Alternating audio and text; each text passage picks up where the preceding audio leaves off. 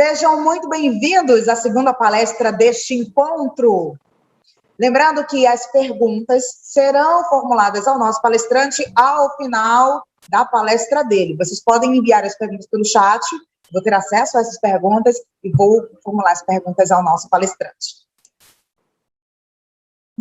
Passamos a palavra agora ao nosso palestrante Durval Braga Neto. Ele que é economista, especialista em marketing, desenvolvimento humano e psicologia positiva e pós-graduando em neurociência e comportamento humano, professor de MBA em cursos de criatividade, inovação e empreendedorismo e facilitador certificado Lego Serious Play, considerada uma das metodologias mais inovadoras no ambiente corporativo. Vem se dedicando a estudar o futuro do trabalho e dos negócios, desenvolvimento humano e psicologia positiva, com o objetivo de ajudar pessoas e organizações a alavancarem o máximo de seus potenciais e transformarem o mundo num lugar mais criativo, inovador e, sobretudo, humano. Já atendeu mais de 50 empresas multinacionais, entre elas Honda, Yamaha, Harley-Davidson, Samsung, Triumph, BIC e Faber-Castell. Fundador da Escola de Habilidades do Futuro, o Parque de Ideias, colunista da Rádio CBN e Rede Amazônica de Televisão, afiliada da Rede Globo, com a palavra o nosso palestrante para falar sobre linguagem virtual como base da educação atual. Com vocês, Durval Braga Neto. Olá, muito boa tarde a todos. Muito obrigado por essa calorosíssima introdução. Muito obrigado ao Sebrae também por essa oportunidade de estar aqui com vocês pela terceira vez no Seminário de Educação Empreendedora, né? Eu já fiz o Seminário de Educação Empreendedora 1, 2 e agora o terceiro, e é sempre uma honra, um grande prazer falar pelo Sebrae, falar para o Sebrae e, sobretudo, disseminar, compartilhar essa questão da educação empreendedora, que eu acho que é absolutamente fundamental, sobretudo nesse momento crítico que nós estamos vivendo. Eu tenho certeza que a gente só vai conseguir alavancar realmente, voltar a crescer a partir do momento que a gente conseguir desenvolver essas habilidades, essas atitudes empreendedoras, seja na educação fundamental, na educação infantil, seja no ensino médio, seja no ensino superior, seja na educação corporativa. E quando eu me refiro aqui à educação, é óbvio que eu estou me referindo à educação no sentido mais amplo da palavra, né? Porque a gente tem uma certa... com frequência, a gente acaba confundindo e achando que educação se resume simplesmente à educação básica, à educação fundamental, mas não. E todas as vezes em que eu falar sobre educação aqui, eu quero que a audiência me entenda falando sobre educação como um todo, inclusive dentro da própria empresa. Então, todos os conteúdos, os conceitos, os insights que eu tiver o privilégio de compartilhar aqui com vocês, entendam como sendo aplicáveis, sim, à educação básica, à educação fundamental, à universidade, mas, sobretudo, à educação corporativa, educação que acontece também dentro das empresas. Então, deixa eu projetar aqui a minha apresentação para vocês, para a gente começar a bater um papinho. Eu acho que está ok. Alguém pode me dar um ok? Se está tranquilo aí a apresentação? Não? Só um minutinho, por favor. Agora eu acredito que sim, né? Agora apareceu. Perfeito, obrigado. Então, a gente vai falar um pouquinho sobre linguagem virtual como base da educação atual, né? Eu já falei que todas as vezes em que eu me referir à palavra educação, me refiro ao sentido mais amplo da palavra. Todo mundo acha, inclusive, que a educação ocorre dentro da escola, e eu acredito que a escola é simplesmente um pedaço importante, mas um pedaço pequeno dentro de todo o processo educacional. Da mesma forma em que, quando a gente fala de educação para adultos, né, a gente fala sobre andragogia, a gente fala sobre educação para adultos dentro e fora das empresas, mas também dentro das empresas, né? E a gente vai tentar entender um pouquinho o que mudou dentro desse cenário de educação mais ampla no que se trata de linguagem virtual, né? Eu queria rapidamente reforçar minha apresentação, né? Como a gente acabou de dizer, eu estou lá na Rádio CBN, de segunda a sexta, CBN Manaus, CBN Porto Velho, CBN Macapá, CBN Belém, aos sábados.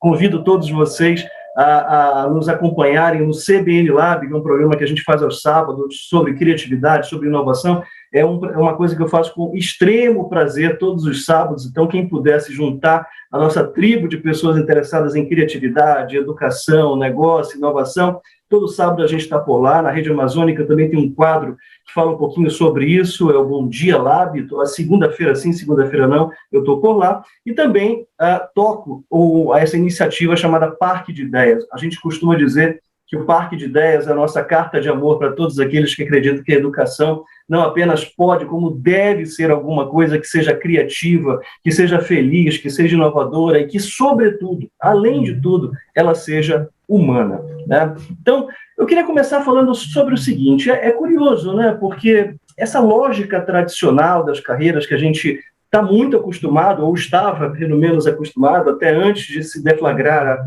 a questão da pandemia. É curioso, se vocês pararem para pensar, que nós estudamos por cerca de 20 anos, mais ou menos, nos preparando justamente para o que vem pela frente, para o mercado de trabalho, por todas as demandas que vão acontecer no mercado de trabalho, e aí a gente trabalha mais 40 anos depois desses 20 aí, só que a grande problemática desse problema é que os 20 anos que a gente estudou, ele acaba não nos preparando para os 40 anos de trabalho que a gente vai ter na frente, né? Ou seja, o grande desafio que a gente enfrenta, talvez, na educação, se eu fosse olhar com uma lente grande angular, eu diria o seguinte: o mercado de trabalho para o qual nós estamos preparando os nossos filhos, eu diria, inclusive, o mercado de trabalho para o qual nós nos preparamos e continuamos preparando os nossos filhos, ele não é o mesmo que eles vão encarar. Esse abismo enorme que existe entre a escola, a academia e o mundo real é muito grande e precisa urgentemente ser encurtado, né? É uma grande preocupação. Você imagina, você investe 20 anos da sua vida se preparando, indo para a escola, fazendo provas, fazendo os exames, vestibular, e quando você chega na vida real, o negócio é completamente diferente. E aí o seu chefe começa a dizer, olha, você precisa ser criativo, você precisa ser mais criativo, olha, você precisa ser mais inovador, você precisa resolver esse problema, olha, você precisa se relacionar melhor com o seu time, olha, você precisa assumir uma postura de protagonista, de líder. E aí o profissional para e diz, meu Deus, mas por que eu não vi isso antes? Por que a gente não conversou sobre isso antes, né? Eu tenho 2 filhas pequenas, uma de 7 e uma de 10, a Duda e a Valentina, e talvez o trabalho que a gente mais faça com elas hoje, além, obviamente, de conseguir seguir dentro da trilha acadêmica natural que as crianças têm que seguir, mas é mostrar para elas que a educação vai além da sala de aula, ela transcende as disciplinas que a gente vê como matemática, física, geografia, química, ela vai para além disso.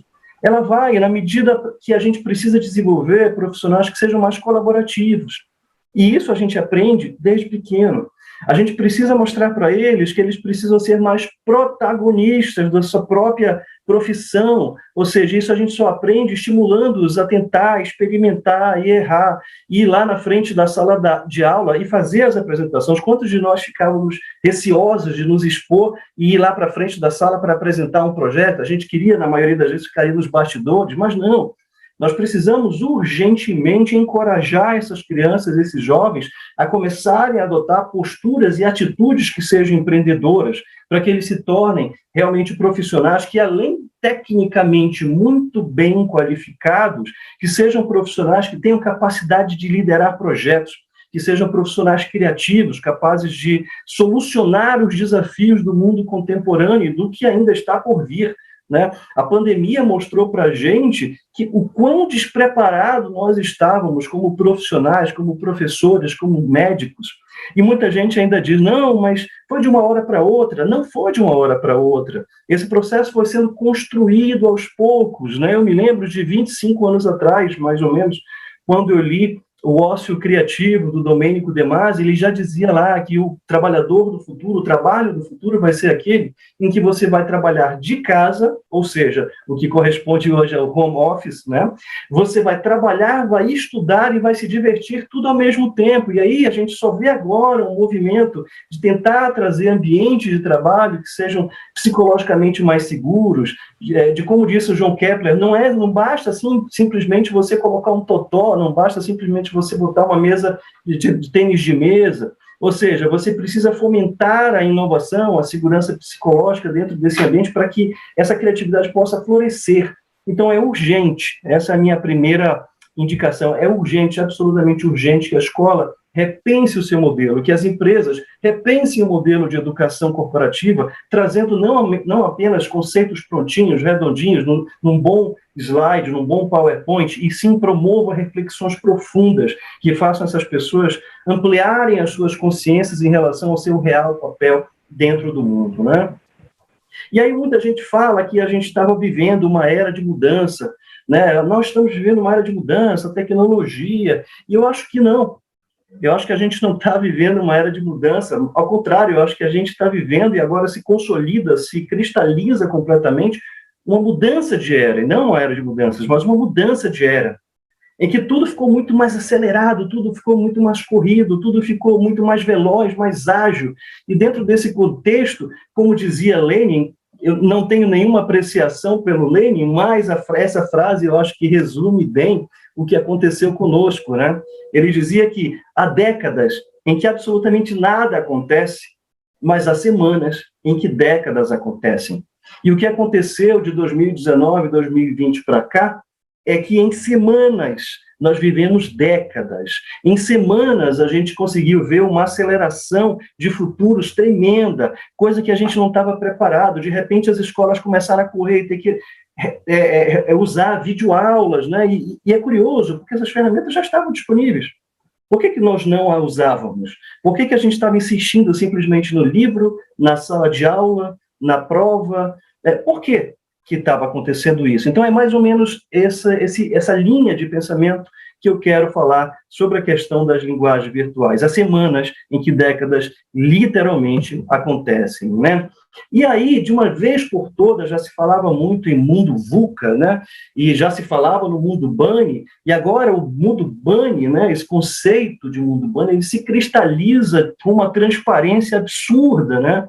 Nós estamos vivendo momentos, dias muito frágeis, de absoluta incerteza. A gente não sabe o que vai acontecer amanhã.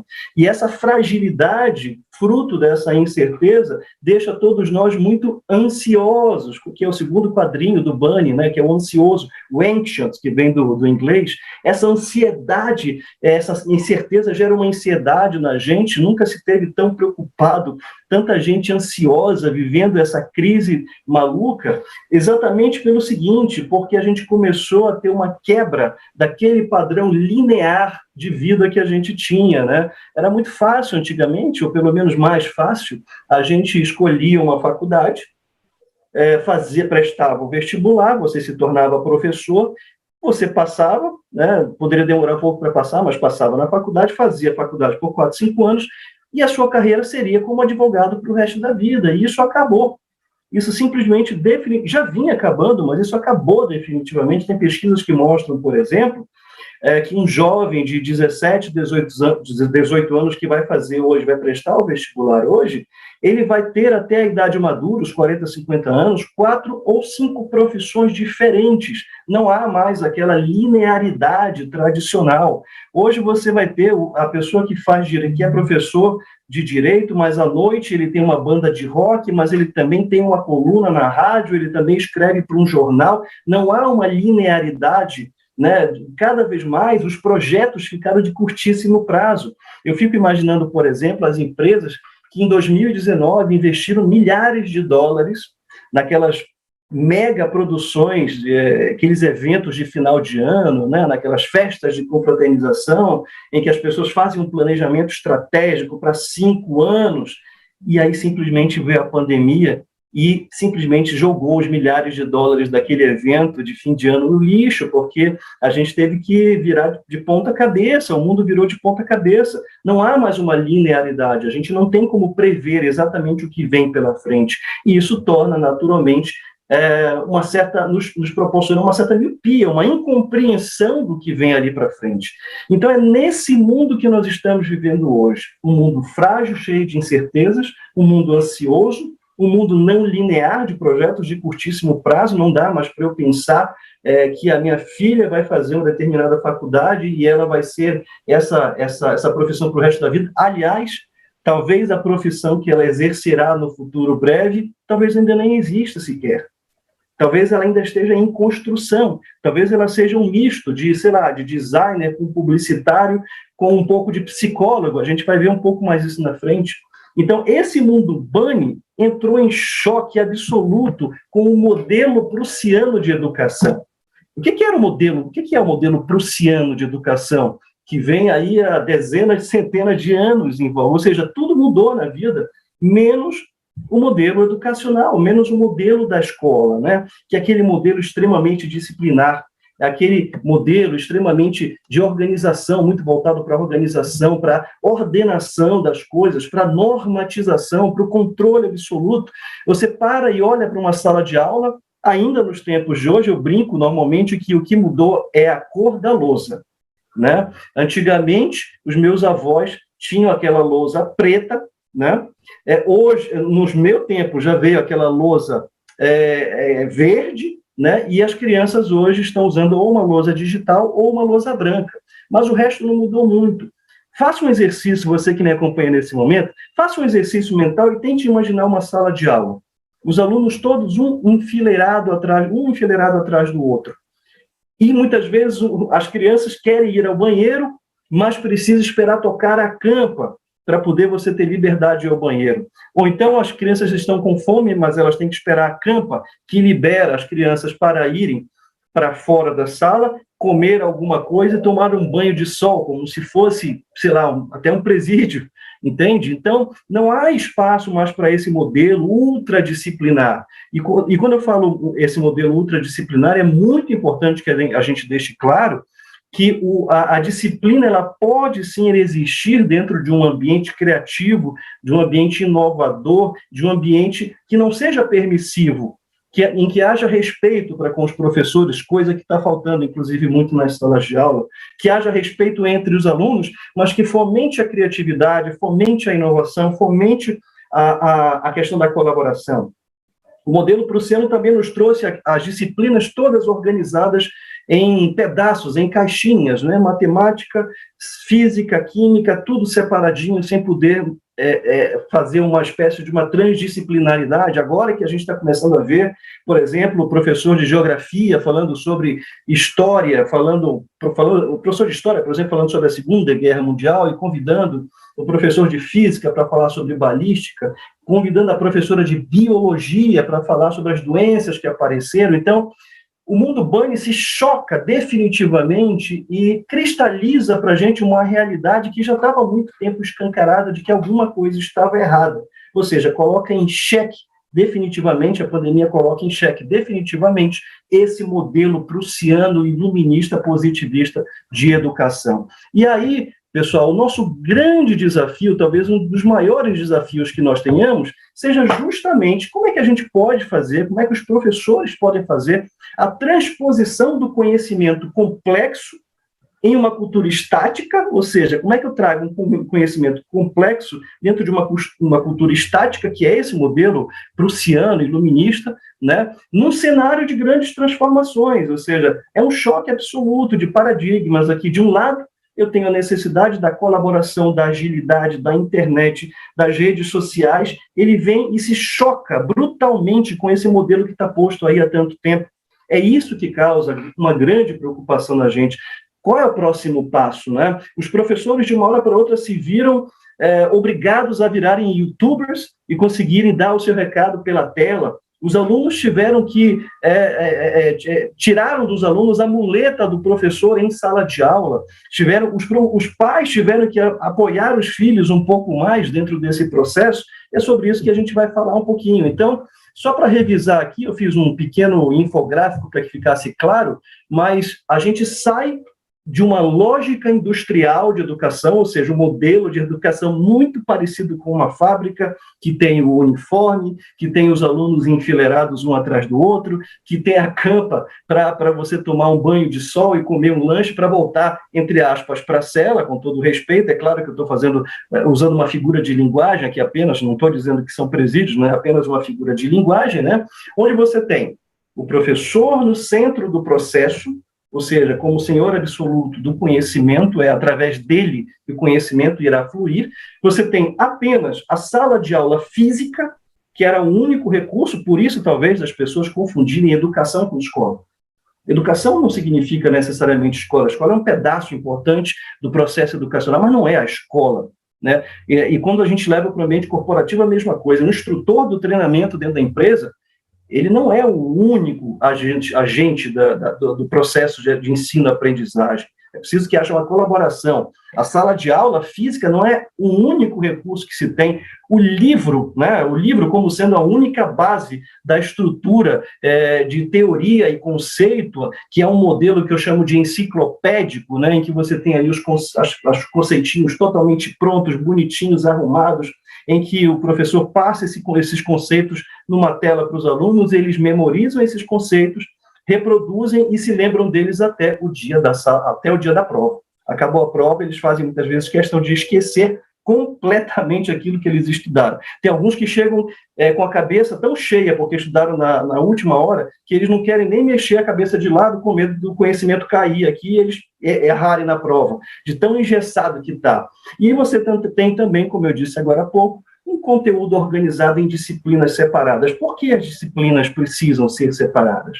Por que não a gente trazer para a aula de história o professor de geografia, o professor de biologia? Isso já é uma realidade, isso já era uma possibilidade, e a gente está vendo agora que com a pandemia, a necessidade da gente repensar completamente esse modelo, a gente está vendo que isso é uma absoluta verdade, né? Do ponto de vista, agora, da lógica digital, né, ou seja, do que seria o mais próximo do ideal para a gente, e que foi forçado, foi empurrado ladeira abaixo aí pela pandemia, ou seja, ou vocês mudam agora, ou não mudam mais. É o seguinte, o professor saiu do centro do processo, virou um youtuber, tendo que, além de ter a capacidade de transmitir os conteúdos, ele também tem que transmitir esses conteúdos numa linguagem que seja acessível pelos alunos. Ou seja, não é sobre o jeito que eu ensino, é sobre o jeito que os alunos podem aprender. A gente pode resgatar, por exemplo, a teoria das inteligências múltiplas de Howard Gardner, em que ele fala que as pessoas, ele odiava a ideia de que existem maus alunos e bons alunos. Ele dizia o seguinte: eu acho que existem alunos que aprendem de formas diferentes, tá? Então, eu tenho alunos, por exemplo, que aprendem mais, de repente, utilizando o corpo. Tem alunos que aprendem mais, por exemplo, através de música. Tem alunos que aprendem mais através de reflexões mais filosóficas, ou seja, o professor sai daquela postura do agente único, do senhor absoluto e total do processo, para ser uma pessoa que se adapta, que adapta a sua linguagem, faz o que os americanos chamam de code switching, faz um chaveamento daquela linguagem para que ela se torne acessível aos alunos.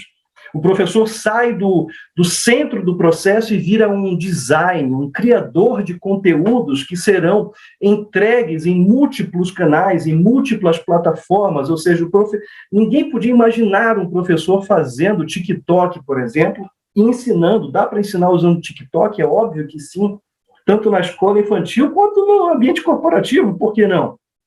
O professor tendo que usar o YouTube, o professor tendo que usar podcast, o professor tendo que usar um infográfico, tendo que usar animação para ensinar, tendo que inventar músicas para que os alunos possam aprender de uma maneira mais fluida, mais orgânica, ele passa de ter somente uma fonte de referência, que é o livro, para várias fontes de informação, onde ele pode colher essas informações onde quer que elas estejam, em linguagens diferentes, seja um podcast, seja alguma coisa multimídia, um desenho animado, um YouTube, um TED. Ele vai juntar tudo e vai servir como uma espécie de um curador de informações, ele vai filtrar essas informações e vai facilitar essas informações para os alunos, independente da faixa etária deles, né? O professor passa a ser um agente de transformação, ele sai da figura do professor absoluto, que sabe de tudo, para um agente de transformação.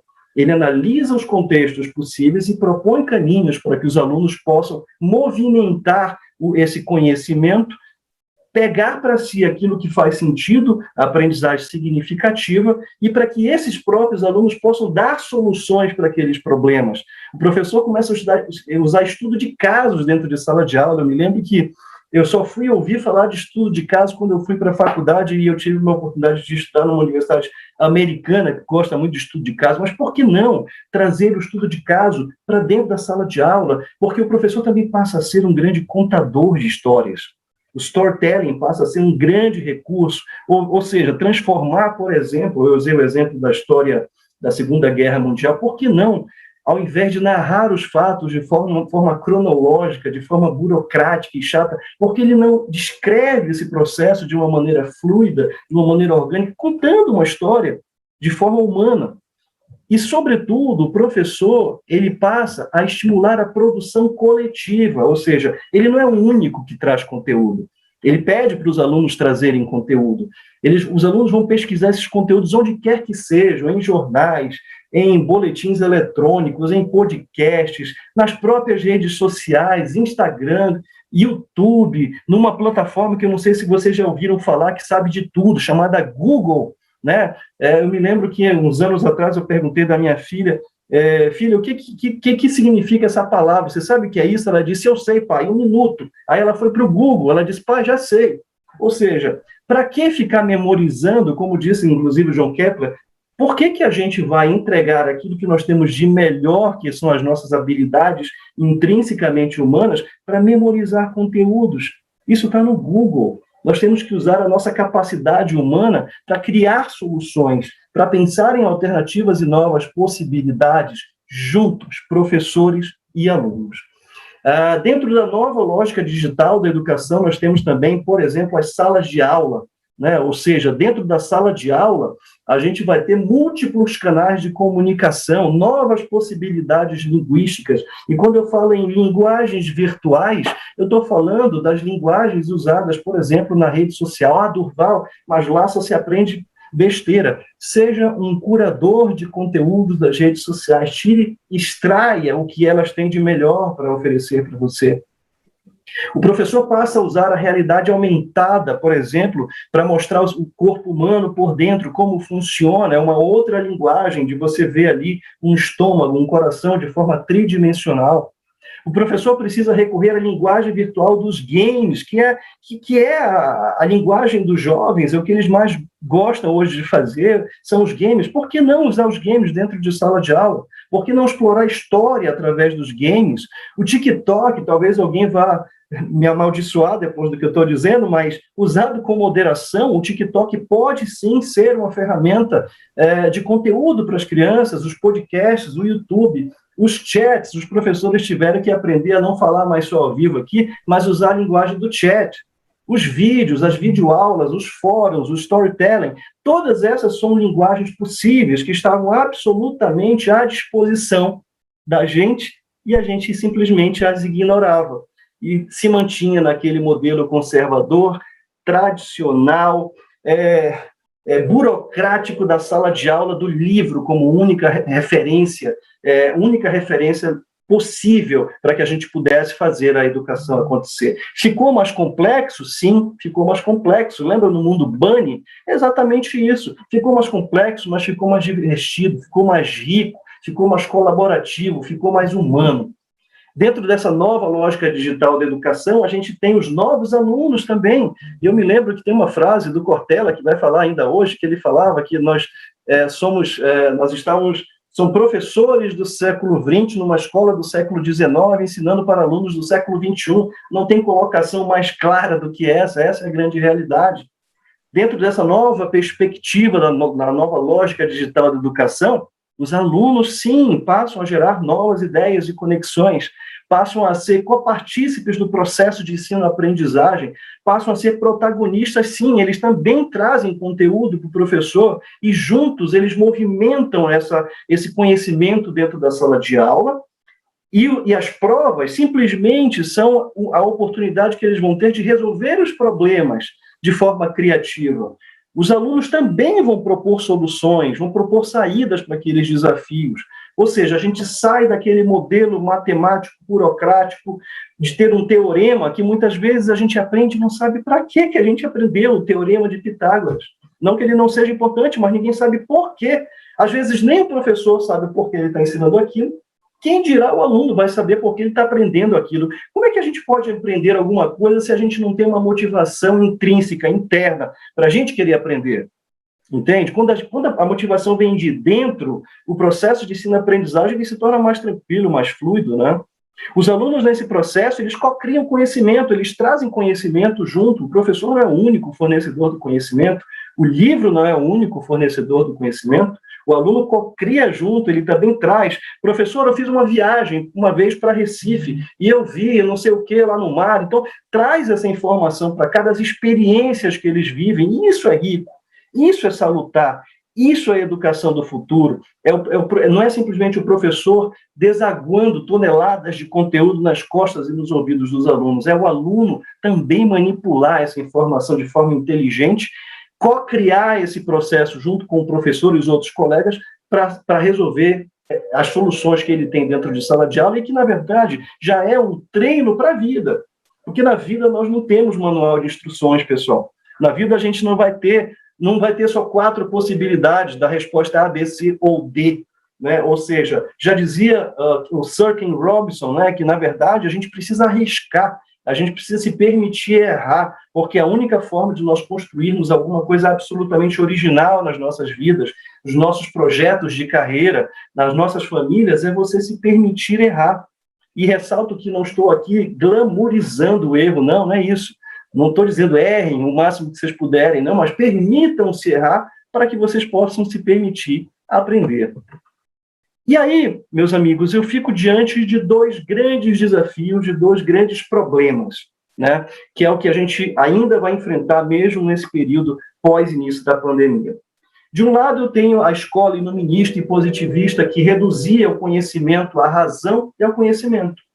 Ou seja, para eles não havia espaço para emoção.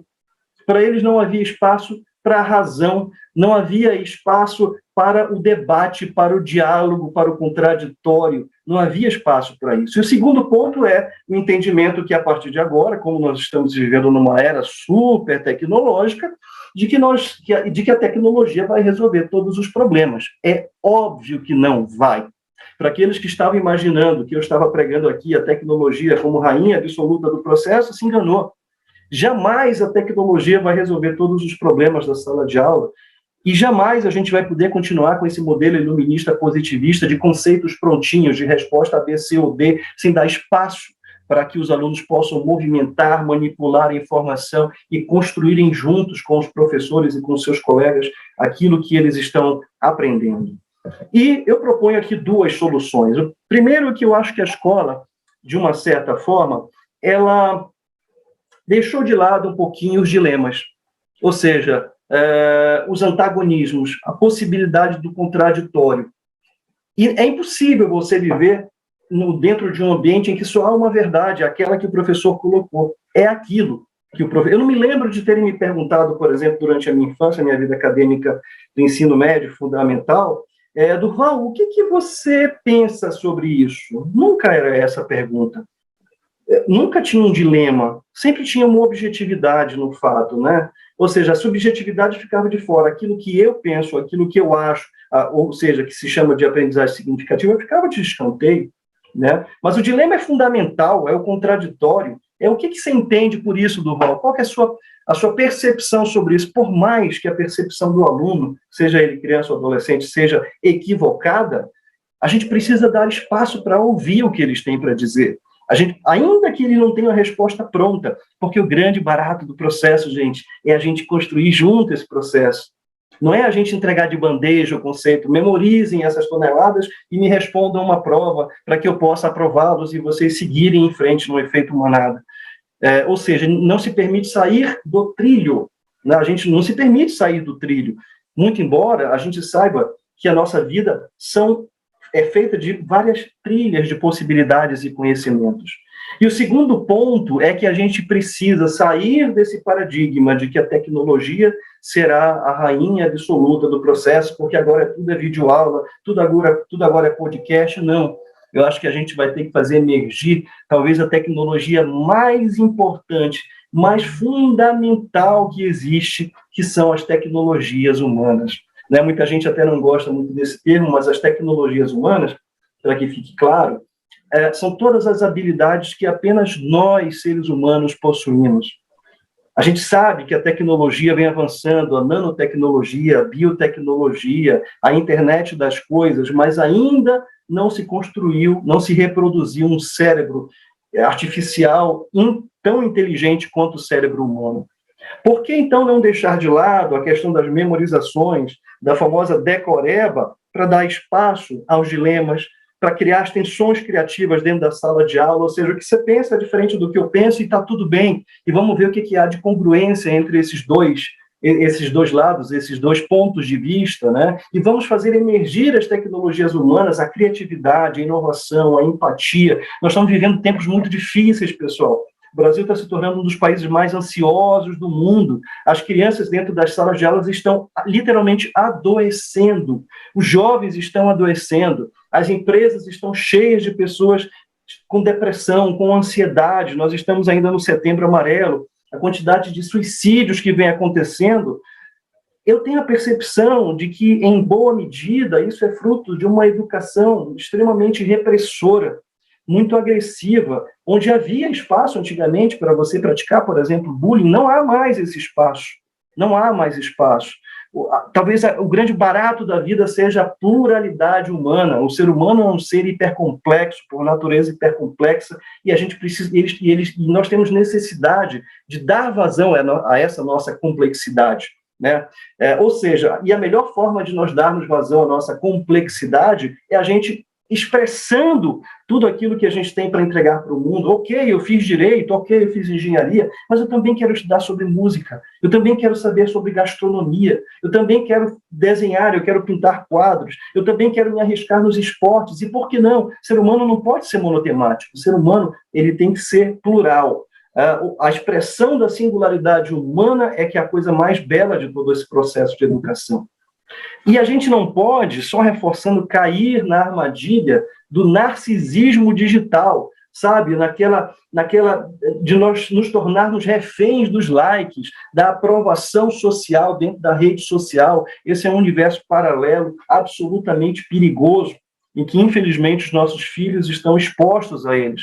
A gente não pode cair nessa armadilha, porque esse processo pode ser, inclusive, um grande processo destruidor de sonhos, destruidor das nossas capacidades e talentos únicos, das nossas singularidades humanas.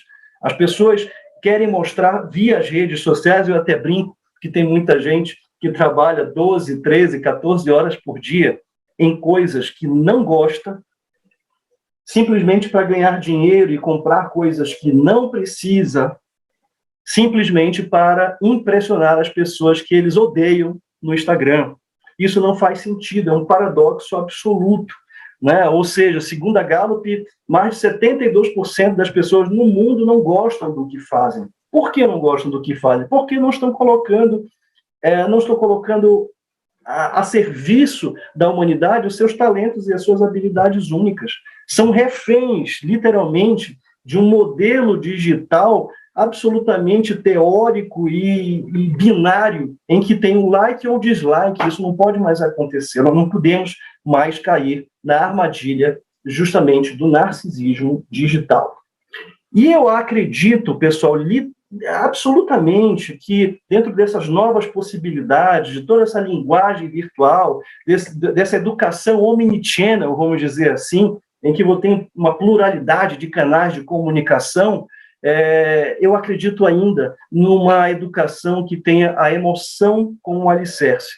Eu acho que é somente a emoção que vai conseguir criar a verdadeira motivação intrínseca para que os alunos queiram estudar mais, queiram aprender mais. É justamente quando o professor e a escola libera a possibilidade da expressão da singularidade humana de cada indivíduo. E nós estamos vivendo, meus amigos, a era da multidisciplinaridade, né? Ainda hoje eu gravava um conteúdo para o Sebrae e falei sobre uma pesquisa da Universidade de Zurique que mostrava a diferença entre jovens empreendedores e jovens não empreendedores.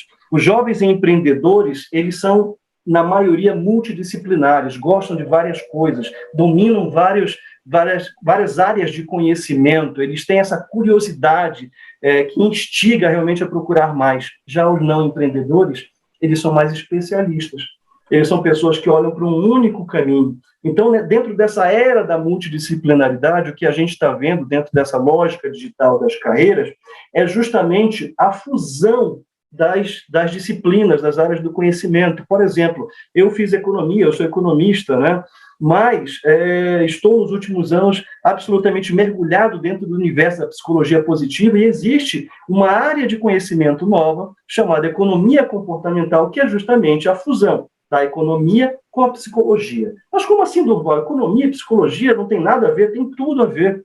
Todas as teorias econômicas elas foram alicerçadas sobre bases muito frágeis, não considerando o comportamento humano. E aí vem o Richard Taylor, prêmio Nobel de Economia, e diz o seguinte: todas as decisões humanas são irracionais. O ser humano não toma decisões racionais, ao contrário do pressuposto econômico de que a economia é a ciência da escassez e, portanto, nós temos que tomar a decisão mais inteligente possível. E não tomamos.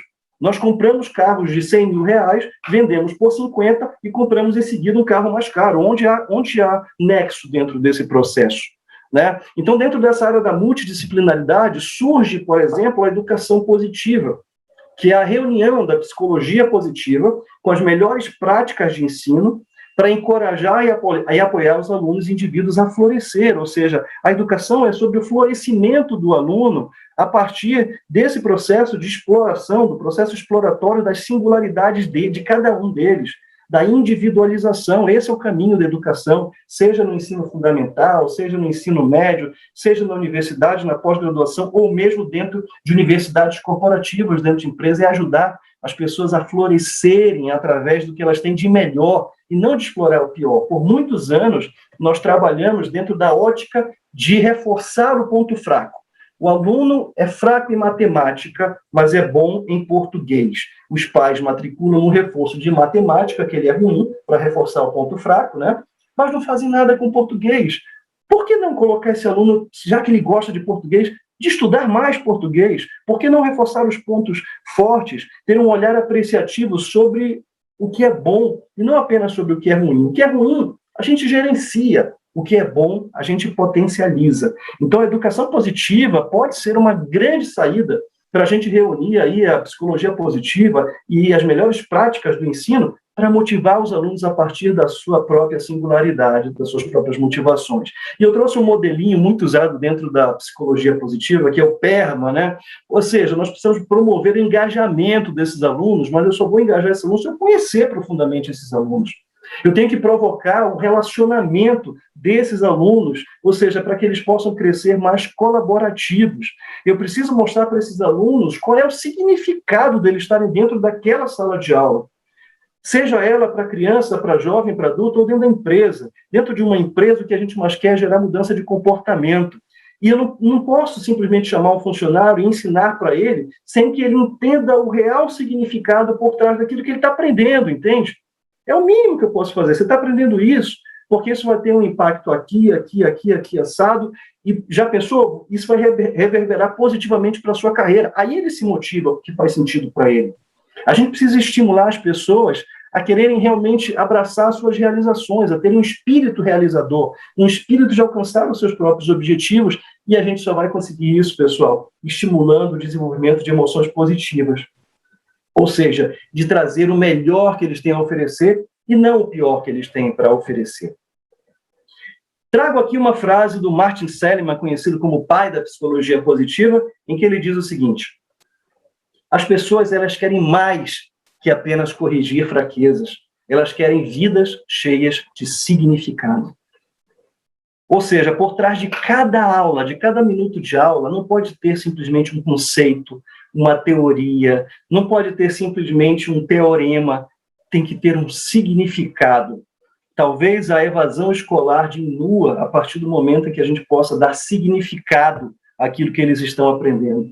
Talvez o turnover dentro das grandes empresas possa se reduzir na medida em que eu começar a usar os talentos dos meus funcionários e não reforçar os pontos fracos, para que eles se sintam eles percebam que o que eles estão fazendo para aquela empresa tem um real significado, ou seja, as pessoas querem muito mais simplesmente do que corrigir as suas fraquezas, do que ouvir feedbacks negativos, elas querem significado, elas querem uma vida cheia de significado, né?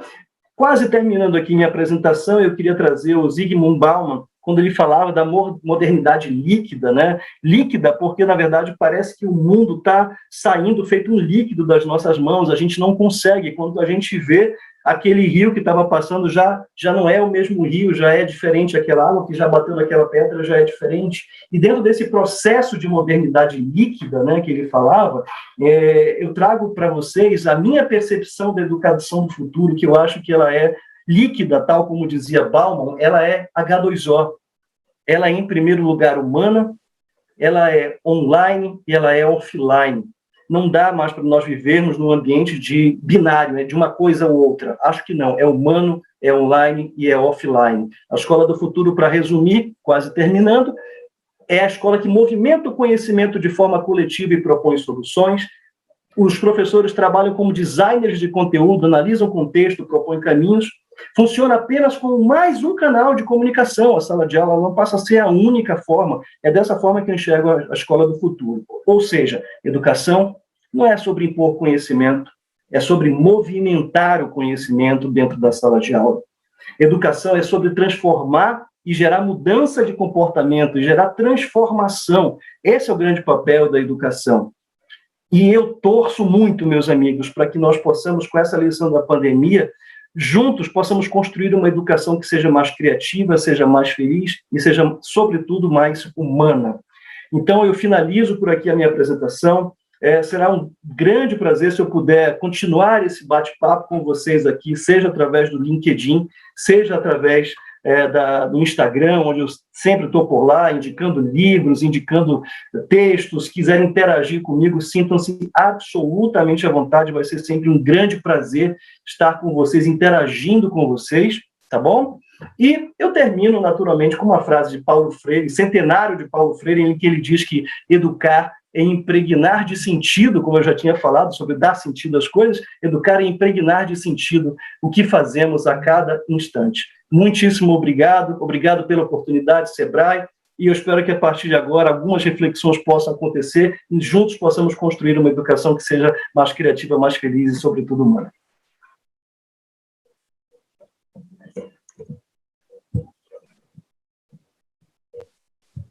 Muito obrigada, Durval Braga Neto, pela sua mensagem, pelas suas palavras, que também nos inspiram nesse encontro. E temos perguntas a você. Começando por Jaqueline Bittencourt. Ela escreveu: boa noite, Durval. Na sua opinião, quais novas matérias deveriam ser adotadas o quanto antes nas escolas para preparar as crianças e adolescentes para o futuro do trabalho? Ah, legal, Jaqueline, eu acho que é uma colega de formação que a gente está fazendo juntos nesse momento agora. Então, muitas escolas hoje pregam que estão preparando os alunos para o futuro. Eu não creio que apenas a questão socioemocional seja uma preparação para o futuro, né? Eu acho que a gente tem que trabalhar muito para além da questão da educação, da aprendizagem socioemocional. Eu acho que a gente tem que, sobretudo, se eu pudesse resumir, a gente precisa trabalhar, como disse inclusive o João Kepler, habilidades empreendedoras, atitudes empreendedoras, desenvolver a criatividade desses alunos, a inovação. Eu diria que a criatividade talvez seja o pilar central do processo, porque é através da criatividade que eu vou ter a capacidade de, primeiro, aumentar o repertório dessas crianças. Cada vez mais a gente vê adultos monotemáticos, o cara que só estuda direito, que só estuda engenharia, que só estuda física quântica, mas eu preciso de alunos que sejam mais multidisciplinares, que eles tenham essa visão. Eu não digo que seria talvez matérias novas, mas eu diria que seja uma nova forma de ensinar, que vai fazer com que esses alunos saiam da sala de aula mais preparados para a vida, porque o gap que existe entre a sala de aula e a realidade é muito grande. Então, se eu pudesse elencar duas coisas, pelo menos, eu acho que os professores deveriam desenvolver atitudes empreendedoras, não necessariamente para que virem empresários, nem todo mundo é obrigado a virar empresário, mas ter uma atitude empreendedora e criativa. Sabe por quê? Porque no momento de crise que a gente está vivendo como esse agora, onde não há emprego para todo mundo, só tem uma coisa que vai ajudar a gente a sair dessa situação: chama-se criatividade, que é a capacidade de resolver problemas. Muito bem, obrigada, Durval. Próxima pergunta, Pedro Paulo Nascimento. Durval, acredita que as escolas públicas e professores estão preparados para o novo desafio e o uso das ferramentas tecnológicas? Muitas sequer têm internet. Pois o grande desafio é esse, capacidade e potencial, eu tenho convicção de que os professores e alunos têm. Tá? Eu diria que eles têm esse potencial instalado os professores têm seguramente esse potencial instalado de fazer a coisa acontecer. Naturalmente que a gente ainda carece do item da infraestrutura, né? A gente tem um problema de internet grave no Brasil, a gente tem, não existe uma estatística muito clara, mas segundo as últimas estatísticas que eu li, a gente tem menos de 30% dos lares no Brasil com internet. Não sei se isso faz sentido, eu não tenho pesquisas muito, mas eu sei que há uma defasagem de internet muito grande, né? E a grande preocupação que fica é justamente uma coisa que me preocupa muito, que é o desemprego tecnológico, né? Quando essas crianças não têm acesso a essas tecnologias, como é que elas vão conseguir se fazer presente dentro do mercado de trabalho? Eu trago um dado aqui que é extremamente importante, do Polo Industrial de Manaus, um trabalho feito brilhantemente pelo professor Sandro Breval, em que ele concluiu que 92% dos colaboradores do Polo Industrial hoje têm pouca ou nenhuma habilidade digital. E isso é muito grave, porque se realmente a revolução industrial acontecer, a indústria 4.0 e agora a indústria 5.0 acontecerem, como é que a gente vai fazer para que esses alunos se insiram? Então, eu diria o seguinte: temos potencial humano, sim, precisamos de infraestrutura, mas eu diria que talvez o que a gente precise melhorar seja a mentalidade. Se a gente conseguir fazer um chaveamento na mentalidade, eu acho que a gente e usar de forma inteligente os recursos, a gente vai ter a infraestrutura, porque potencial humano eu acho que a gente tem. Ediorlene Gonçalves Fonseca. Boa tarde. Mediante tantas mudanças necessárias no método educacional, qual a sua opinião sobre mudanças também no método das provas do vestibular? Pois esse é um assunto bem delicado, né? Assim, o João Kepler falou um pouquinho sobre o modelo americano, né? E, por exemplo, no modelo americano se valoriza, para além da memorização dos conceitos e teorias que caem nas provas, se valoriza muito qual é a perspectiva do aluno que ele tem em relação à sua própria carreira, qual é a visão de futuro que ele tem sobre ele, sobre os potenciais talentos, as habilidades que ele tem, o que não é valorizado no vestibular. É assim, eu tenho uma opinião muito particular. Eu tenho convicção de que o vestibular ele não mede realmente a capacidade, nenhuma dessas provas medem a capacidade real do aluno se tornar um bom profissional. Elas são simplesmente uma questão burocrática necessária nesse momento, e eu gostaria muito, se tivesse a oportunidade, se um dia eu tivesse a oportunidade de opinar dentro de uma Secretaria de Educação, de um Ministério da Educação, de quer que fosse, eu acho que eu proporia uma reflexão sobre isso, porque eu confesso que eu tenho uma relativa, vou falar baixinho, uma relativa antipatia com relação a esses exames, sabe? Eu acho que a gente pode encontrar um modelo que seja mais inteligente, que seja mais inclusivo, sobretudo, né? Por mais que tenham as cotas, eu acho que tem muita gente boa que fica de fora do processo. Sara Biscaro, quais seriam as principais matérias que preparariam os alunos para a realidade? Criatividade. Trabalhar criatividade, muita gente tem uma percepção bastante equivocada sobre criatividade, muita gente acha que criatividade é uma coisa para artistas, né? E não é. A criatividade, inclusive, é uma das poucas coisas que nos diferenciam dos animais, por exemplo, a nossa capacidade imaginativa e criativa. Aliás, existe uma grande diferença entre imaginação, criatividade e inovação, né? A imaginação é a capacidade que a gente tem de pensar em coisas que não existem, né? Ou seja, eu simplesmente da criança olhar para uma nuvem e enxergar, por exemplo, um cavalo numa nuvem. Isso é imaginação, não tem um valor prático. A criatividade é quando eu consigo pegar essa imagem desse cavalo, por exemplo, na nuvem, e aplicar alguma coisa que tenha valor.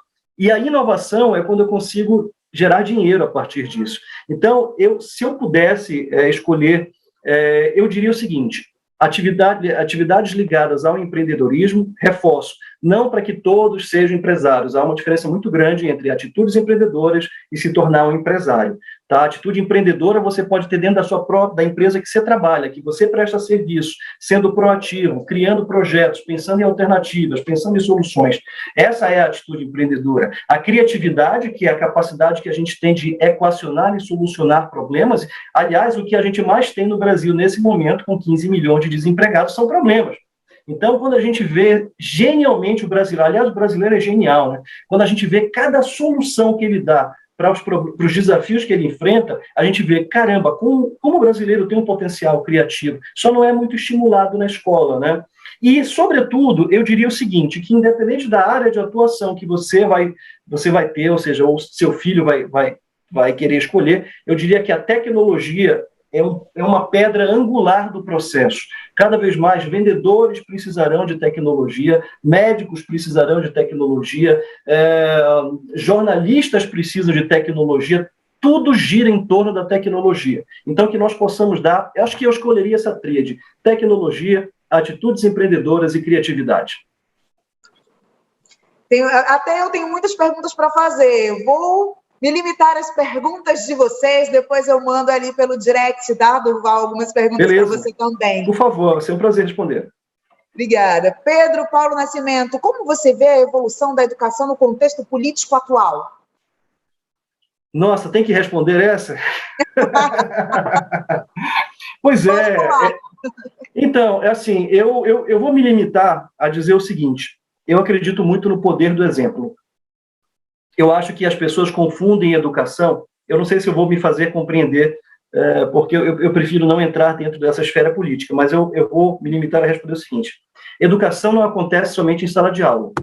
A educação acontece quando uma criança está assistindo uma televisão, a educação acontece quando a criança está ouvindo uma conversa de dois adultos, a educação acontece quando uma criança vê uma manifestação política nas ruas, a educação acontece quando, por exemplo, se opina por tomar ou não tomar a vacina, se isso é certo ou errado. Então, eu acredito que a educação, ela depende muito do exemplo. Então, se a gente for partir para essa questão, eu acho que os brasileiros andam um pouco desanimados com toda essa dinâmica política que vem acontecendo, e isso, de certa forma, prejudica muito, inclusive, a motivação dos alunos para estudar. Porque, infelizmente, ou felizmente, a gente sabe que muitos alunos não tiveram acesso à educação e acabaram tendo o esporte como uma saída. E eu acho fabuloso. Eu acho brilhante quando uma criança que não teve acesso a uma educação formal, ela tem acesso ao esporte e consegue ganhar dinheiro com o esporte, né? Eu não recrimino isso, eu acho legal. Da mesma forma como eu participei de projetos, inclusive projetos ligados ao governo, em que a gente pôde ter a possibilidade de ver a evolução de crianças que pegavam uma voadeira para ter 30 minutos de uma aula de inglês, e uma aula de inglês pode mudar completamente o contexto de uma família que não tem nada. O aluno vira um professor de inglês, começa a ganhar seus 2, 3, 4, 5 mil reais e muda o contexto da família. Então, eu diria que política e educação deveriam caminhar juntas numa otimização dos recursos e, sobretudo, a questão do exemplo. O exemplo é uma coisa que me preocupa muito dentro desse aspecto político. Você faz uma pesquisa, você pergunta, você quer ser político para uma criança? Em geral, elas vão dizer, não, jamais quero me meter nisso. É uma pena, porque a política precisa de todos nós. Você estava falando de esporte, Durval, tem uma pergunta que trata sobre isso. Jairo Lindoso Vale. Professor Durval, em escolas que oferecem teatro, basquete, futebol, atletismo, natação, geraria um mundo de possibilidades para a descoberta de grandes talentos no nosso Amazonas? Sem dúvida, brilhante. Quem perguntou, Paulo? Foi o Jairo Lindoso Vale. Jairo, brilhante a sua pergunta, meu amigo, porque assim, não apenas os esportes, mas as artes em geral, né? Eu vou me permitir contar em linhas muito rápidas, que eu sei que a gente está com o tempo contado. Eu já compartilhei em várias palestras o caso da Julian Lin, que era uma garota que a escola entendia que ela tinha muitos problemas, porque ela parecia meio dispersa, ela parecia meio, enfim, lunática, e os pais levaram para o psiquiatra disse para os pais, olha, coloquem essa menina numa aula de dança. Essa menina cresceu, fez a aula de dança, fez graduação em artes, virou uma grande coreógrafa, e ela foi responsável, por exemplo, por produzir espetáculos como Fantasma da Ópera e Cats. Ou seja, era uma menina que era tida como louca dentro da escola, era uma menina que era tida, talvez hoje corresponderia a um TDAH, um transtorno de déficit de atenção e hiperatividade, e que o esporte, vou dizer a dança, vou configurar a dança como esporte, salvou a vida dessa menina, que virou uma empresária multimilionária, conhecida no mundo inteiro.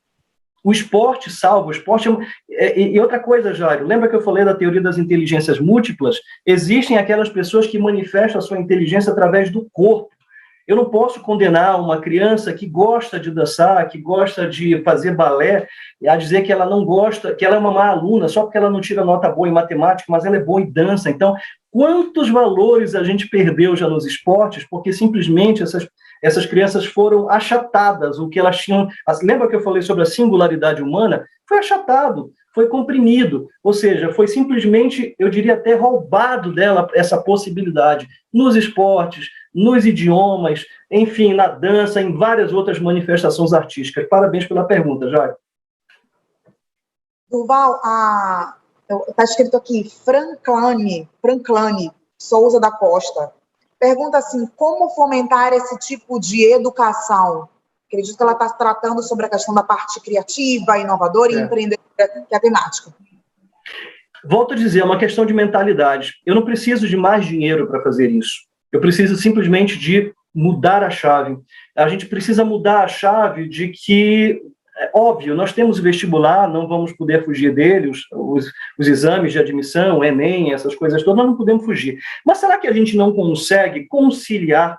Será que a gente não consegue compatibilizar a aquisição desse conhecimento com a expressão criativa desses alunos? Eu volto a dizer, nós estamos preparando alunos para um mundo que será completamente diferente do que eles aprenderam. Então, se a gente não desenvolve a questão criativa, eu volto a dizer, não precisa de dinheiro. Eu só preciso de boa vontade, eu só preciso de boas ideias, eu só preciso que o professor diga, ok, eu conduzi a minha vida acadêmica durante 30 anos dessa forma, mas é possível mudar. É ter a humildade da gente se dizer, olha, eu quero ajuda, eu quero fazer uma sala de aula diferente, a gente está falando de metodologias ativas, de colocar o aluno no processo, dá trabalho.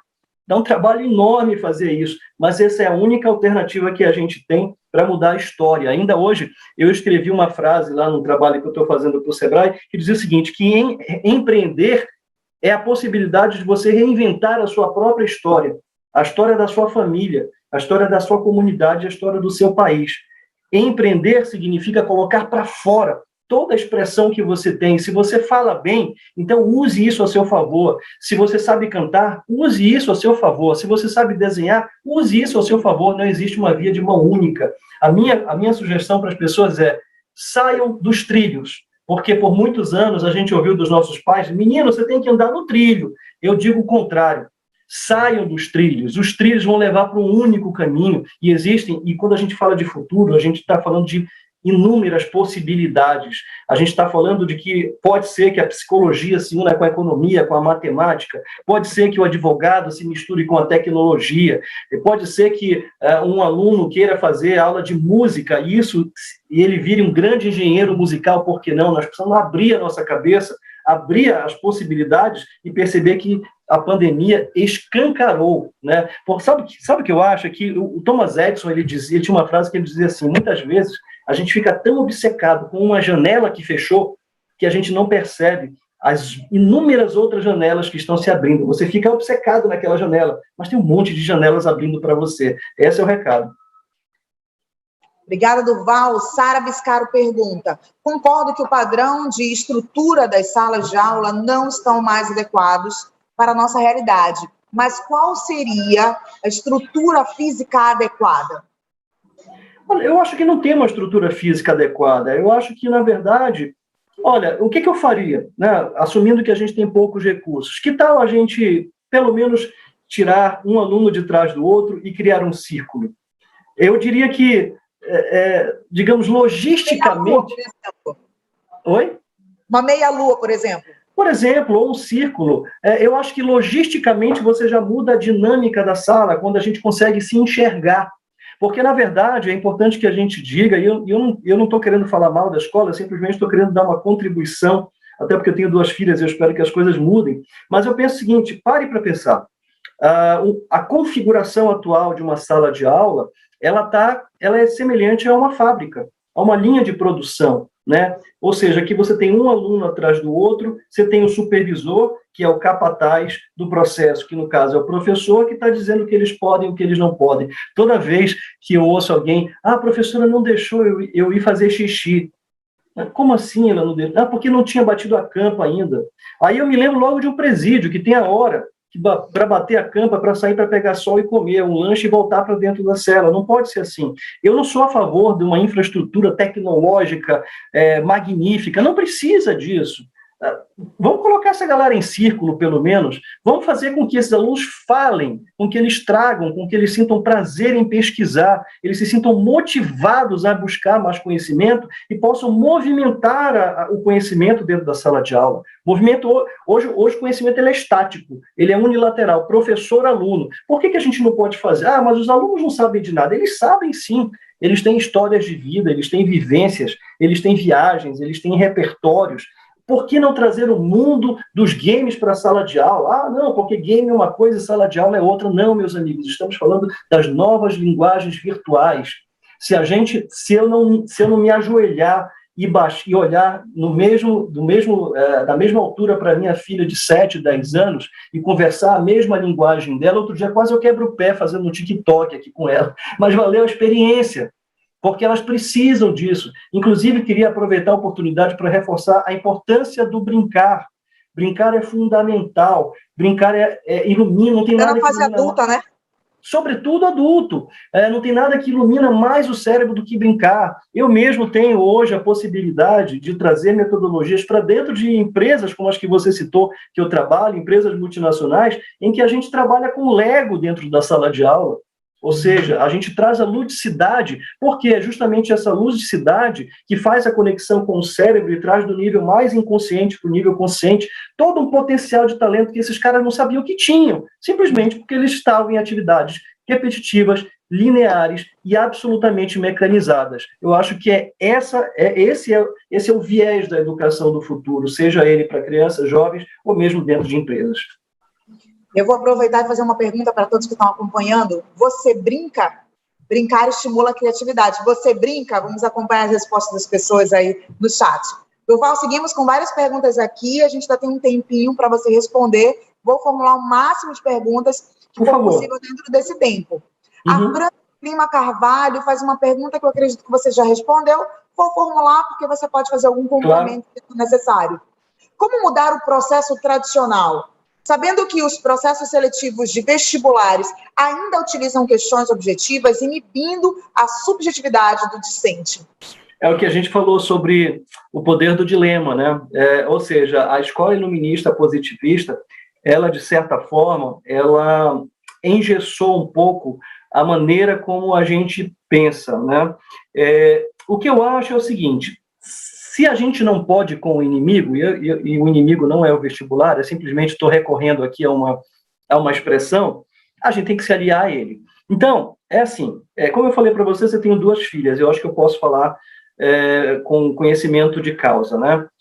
As nossas filhas, por muito tempo, estudaram em escolas que eram conteudistas, né? E eu não tive grandes problemas em relação a isso, porque a gente faz o nosso dever de casa com elas. As nossas filhas, desde muito pequenininhas, fazem teatro, fazem esportes, fazem dança, fazem inglês. Com a pandemia agora ficou um pouco mais complicado, mas se Deus quiser, ano que vem tudo volta mais ou menos ao normal. Então, eu acho que é possível nós compatibilizarmos isso, né?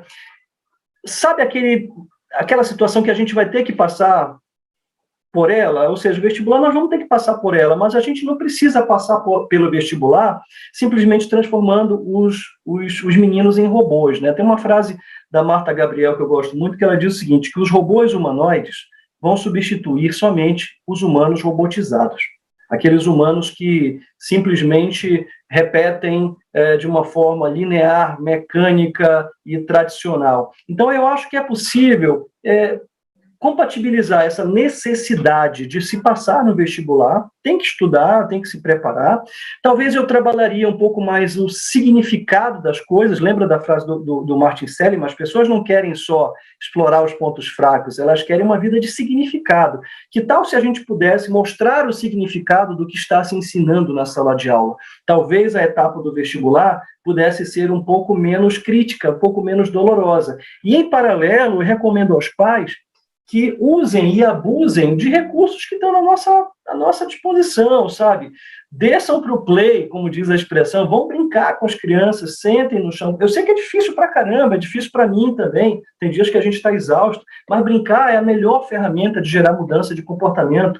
Eu só queria trazer para vocês aqui, você falou sobre o brincar, né, o Stuart Brown, que é um grande pesquisador sobre o brincar, ele tem uma consultoria chamada Institute for Play, o Instituto do Brincar.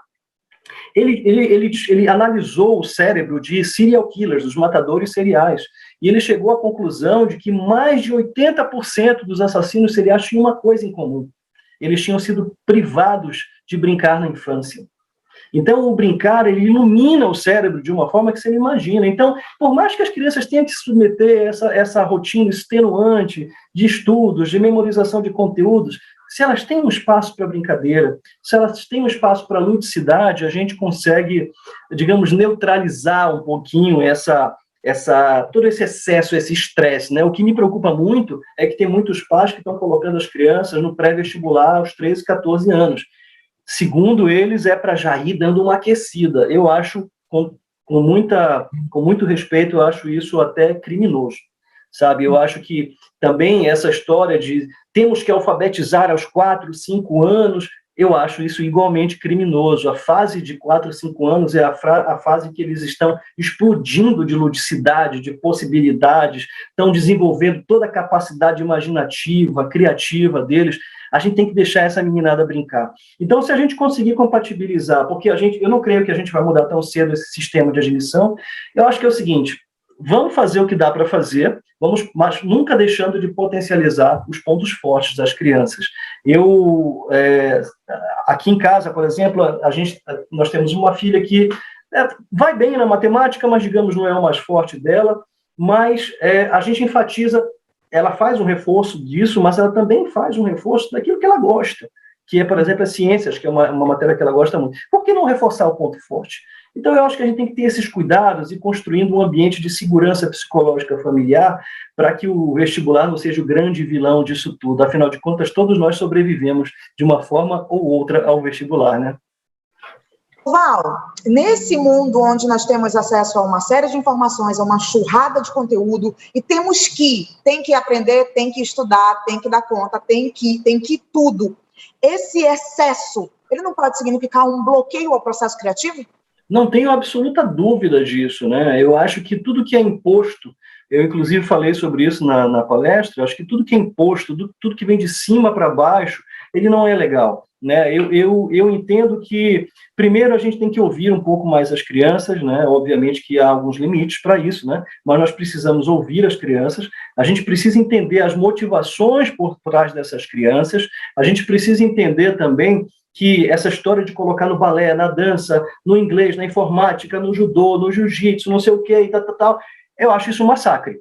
Sinceramente, eu acho isso um massacre. A criança sai da escola e vai para a aula de reforço. Eu não tenho nada contra a aula de reforço, mas eu acho que a criança precisa de um tempo para pensar, né?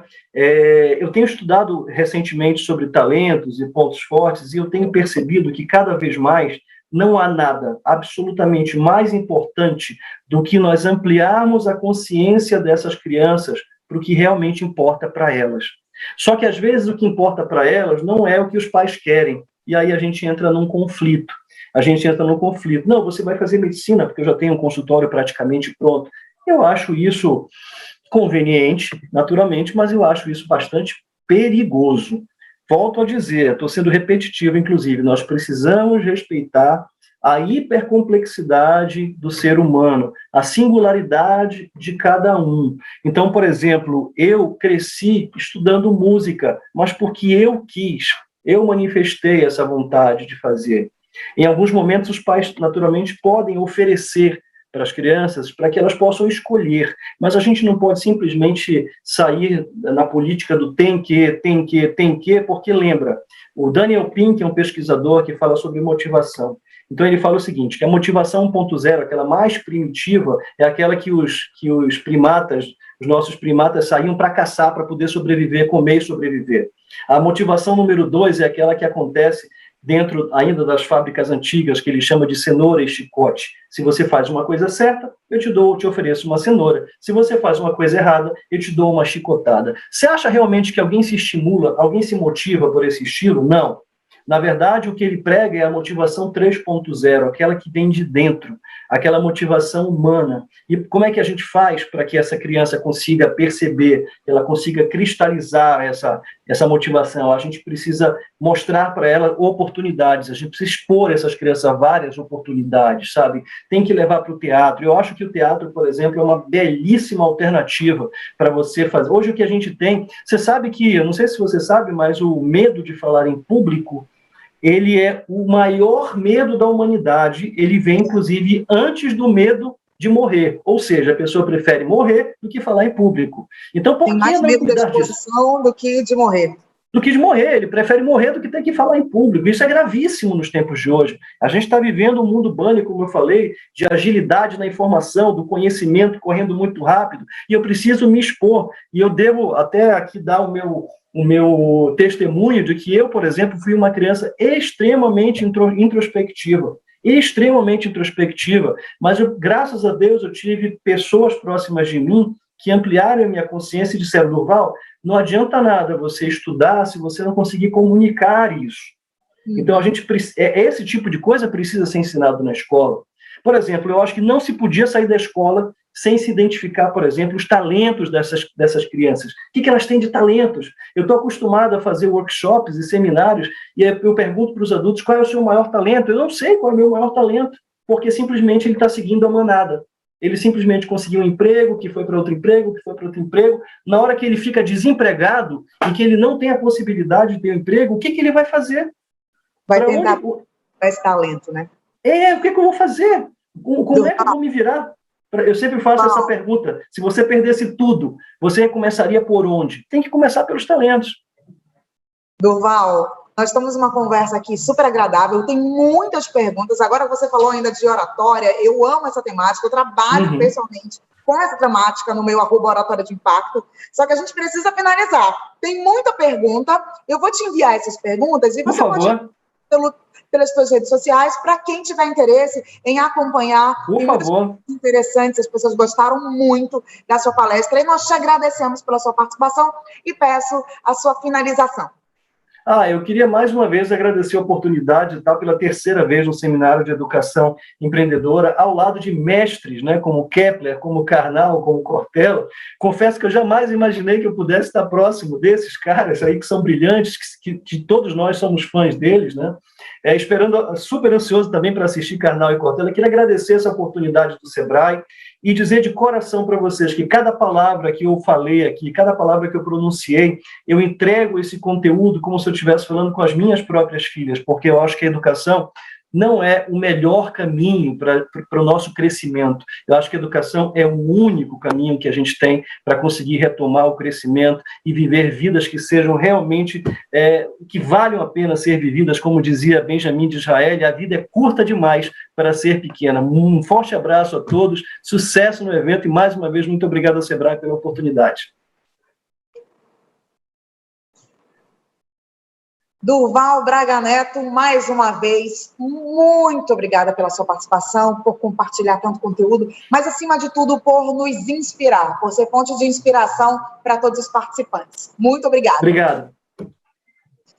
E nós continuamos por aqui. Neste momento, vamos anunciar os serviços e eventos programados e executados pelo Sebrae Amazonas. Fique atento para você participar, colocar na sua agenda, no cronograma das suas atividades, a participação nos eventos e serviços oferecidos pelo Sebrae Amazonas.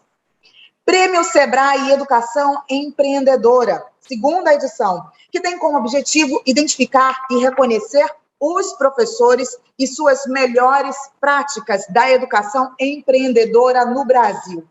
Os professores vencedores estaduais ganharão bolsa integral de MBA em Educação Empreendedora. Inscrições vão até 8 de outubro de 2021 pelo endereço, fique atento, cercer.sebrae.com.br/prêmio. Segunda informação muito importante, Empretec, só para mulheres. Empretec só para elas. Mulher de negócio, faça Empretec. Você aprende mais técnicas para empreender. É um curso ideal para quem tem vocação empreendedora e pretende criar seu próprio negócio. É o principal programa de formação empreendedora no mundo. De 25 a 30 de outubro de 2021. Inscreva-se pelo site www.sebrae.am.br/Amazonas. E vem aí o maior evento de empreendedorismo da América Latina, a Feira do Empreendedor. Vai acontecer de 23 a 27 de outubro e será realizada por meio da plataforma virtual Sebrae Experience, que conta com recursos de gamificação e fácil navegação. Plataformas: Arena do Conhecimento, Arena de Negócios, Arena de Exposição, Atendimento Sebrae e Arena da Retomada. Já estão abertas as inscrições. Evento online e gratuito. Não perca, acesse o link na descrição. Anote o link: feiradoempreendedor21.com.br. Mais uma informação importante. Sebrae Tech, criado para que pequenos negócios possam se desenvolver com inovação. O objetivo é aproximar o micro e pequeno empreendedor de prestadores de serviços tecnológicos. Tudo muito prático, descomplicado e econômico. Você pode ter acesso à área de produtividade e qualidade, design, sustentabilidade, desenvolvimento tecnológico. Faça contato pelo endereço sebrae.am.br/Amazonas. Mais uma informação, Café com Negócios, marketing pessoal para redes sociais com Jamile Galvão. Inscreva-se. Será no dia 28/10/2021. Você vai se inscrever pelo site www.lojasebraeam.com.br.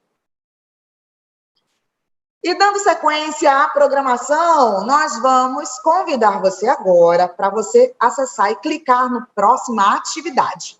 Você vai clicar no link. Tudo bem? Ah, tá, tudo bem.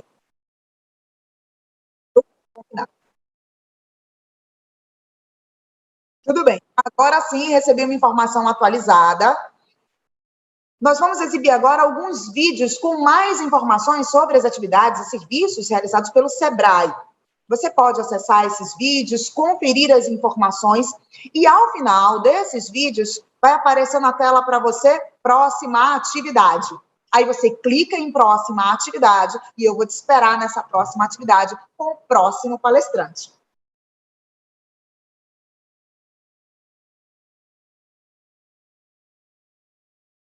Mais uma informação para você. Caso você não consiga visualizar esse botão de Próxima Atividade, é só você atualizar a página, que esse botão vai aparecer, você clica e a próxima palestra vai estar disponível para você.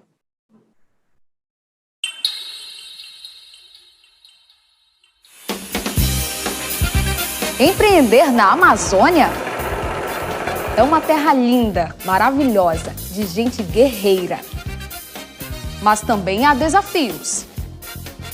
Quem nunca pensou em ser dono do próprio negócio, mas está cheio de dúvidas sobre por onde começar, quais impostos vou pagar, como está a concorrência, meu produto ou serviço vai vender mesmo?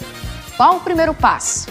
E tem quem já tem uma empresa e não sabe muito bem o que fazer para tornar a empresa mais forte e ir para frente. Então, ouça esses recados de gente como você. Antes de trabalhar com moda, Eu trabalhei com educação, passei 8 anos trabalhando com educação, mas eu sentia que eu precisava trabalhar com moda de algum jeito. Eu entendi que eu precisava entrar nesse mundo mais empresarial e entender quais são as demandas, né? E aí eu comecei a fazer os cursos e capacitações pelo Sebrae. E eu jamais conseguiria chegar onde eu cheguei sem essas capacitações, sem ter essa orientação de pessoas que já estão tão lá na frente. O que a gente tem hoje é algo que automatizou a venda de passagens. Foi o nosso primeiro produto, digamos assim, da Navegan com a parte portuária. O Sebrae foi uma das entidades que olhou pra gente e falou assim, olha, existe isso aqui, vocês podem ir por esse caminho, entendeu? A gente pode ensinar vocês algumas coisas. E a gente foi atrás desse ensinamento com o Sebrae. Calma, ainda tem mais, muito mais que o Sebrae tem a oferecer.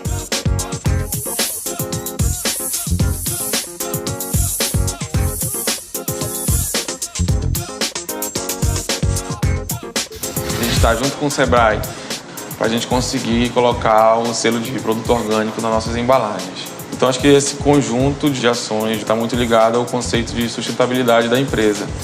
A gente tem sede por excelência, tanto na produção, no preparo de tudo, quanto no atendimento. E toda a equipe também foi influenciada pelas coisas aprendidas através do Sebrae. Então o Sebrae está aqui dentro, em cada ato, no processo de tudo.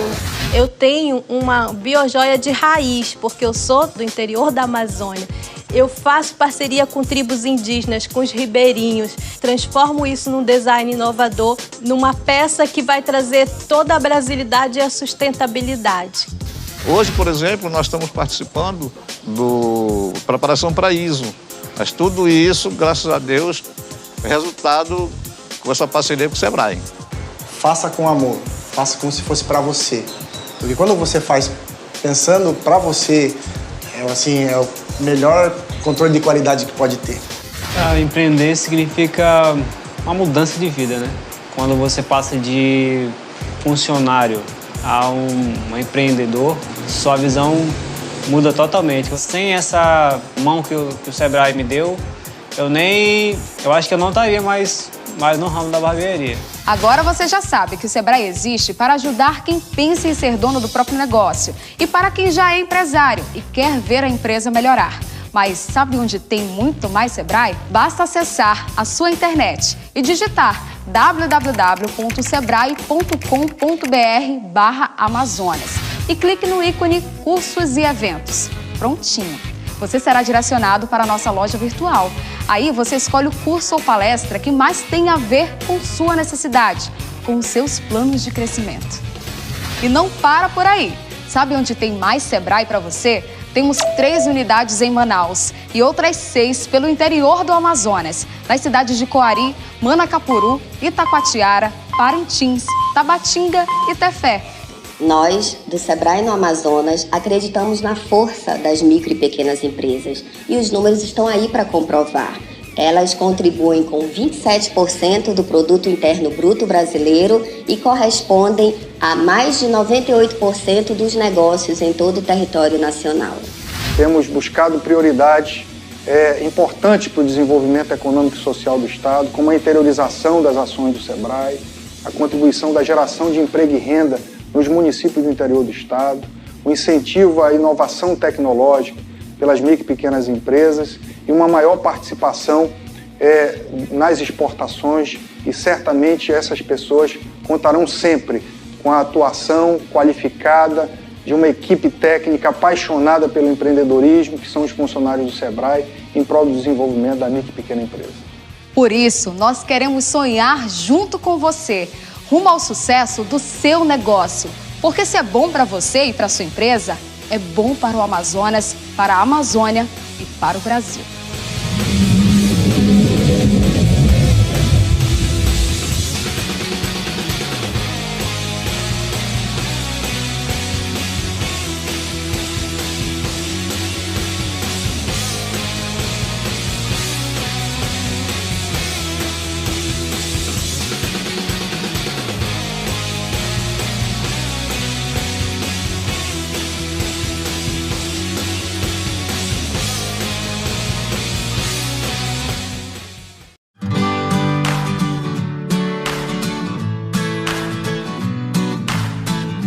Meu nome é Iriamara, eu sou farmacêutica e fui graduada aqui pela Universidade Estadual de Goiás. Eu realmente me sinto muito privilegiada por ter conhecido o empreendedorismo ainda enquanto acadêmica. Na disciplina de empreendedorismo, eu desenvolvi um projeto para fazer um produto inovador. E a gente desenvolveu uma linha de banho, de cosméticos de banho. E eu achei tudo muito interessante, acabei me identificando. E aí comecei a pesquisar mais sobre isso, porque eu nunca tinha ouvido falar em empreendedorismo. E foi realmente uma grata surpresa entender que eu poderia, sim, desenvolver coisas nessa área de cosméticos e cosméticos inovadores. O Sebrae foi para dentro das instituições de ensino superior despertar e estimular o crescimento de novos empreendedores com a disciplina Empreendedorismo.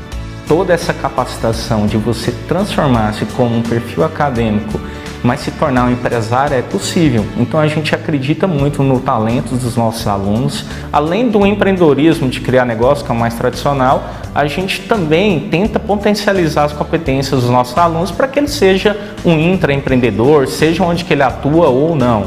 E foi muito bacana aqui dentro da universidade, porque no próprio campus da universidade existe o programa de incubadoras. E o programa de incubadoras ele promove acesso a grandes parceiros, como por exemplo o Sebrae, a Funtech e inúmeros outros. Dentro de uma das atividades da incubadora, a gente realizou o Empretec. E o Empretec foi realmente muito importante para mostrar que não basta ter sonhos se não tiver atitude, se não tiver planejamento, se não tiver métrica, se não tiver um monitoramento das coisas que você está fazendo. E veio com a educação empreendedora contando com vários parceiros, contando com qualificações vindas de diversas fontes. E isso conseguiu fazer com que eu pudesse me organizar para alcançar o resultado, que era a abertura da Floe e a consolidação da empresa.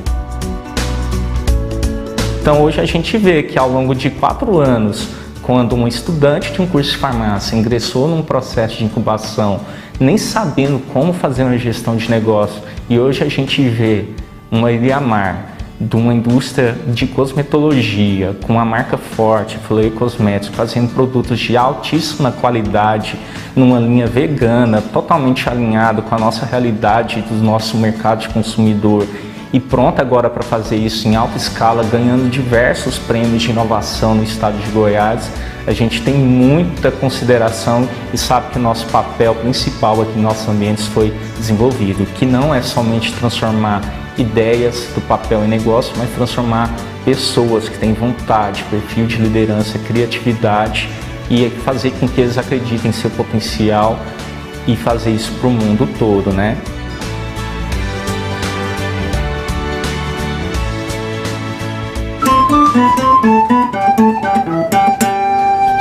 Empreendimento no Brasil é um negócio muito bom. O Sebrae foi para dentro das escolas e projetos sociais para despertar e estimular o crescimento de novos empreendedores.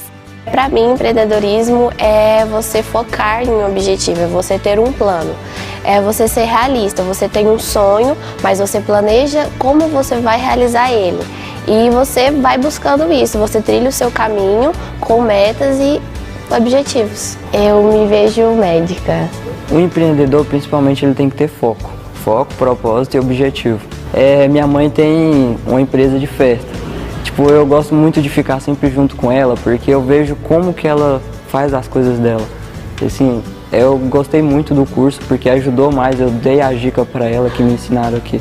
E o curso Crescendo e Empreendendo, uma das características é a perseverança e a liderança. E eu tenho tanto a liderança como a perseverança. Isso me ajuda a manter. E não importa o que as pessoas pensam, eu quero continuar. Esses meninos nos surpreendem cada dia mais. Quando eles entram aqui no camp, que começa o processo de aprendizado deles, quando termina o curso, que eles estão saindo, gente, é outra pessoa. É outro aluno, é outro, inclusive até os próprios pais chegam na gente e falam, melhorou muito, até em casa, comportamento, na escola. O empreendedorismo não é só montar uma empresa, não é só abrir um negócio. É você se preparar para o seu futuro, você se capacitar. Você tem um sonho. Se você não correr atrás desse sonho, ele vai sempre ser um sonho. Você precisa trabalhar, você precisa correr atrás, porque ninguém vai correr atrás para você. O Sebrae sempre foi nosso parceiro, mas agora ele está bem atuante aqui conosco, sabe? De ensinar a correr atrás, a ver que se empreender com esforço, ele vai chegar em algum lugar. A instituição, o Camp, buscou o Sebrae para a gente trazer a metodologia com o curso Crescendo e Empreendendo sendo aplicado para os nossos adolescentes. Conseguiu nortear, né, e mostrar para eles que é possível eles serem empreendedores, que é possível aplicar isso na vida pessoal e na vida profissional deles também. O Sebrae desenvolver empreendedorismo é mostrar o caminho que leva até os sonhos de cada um.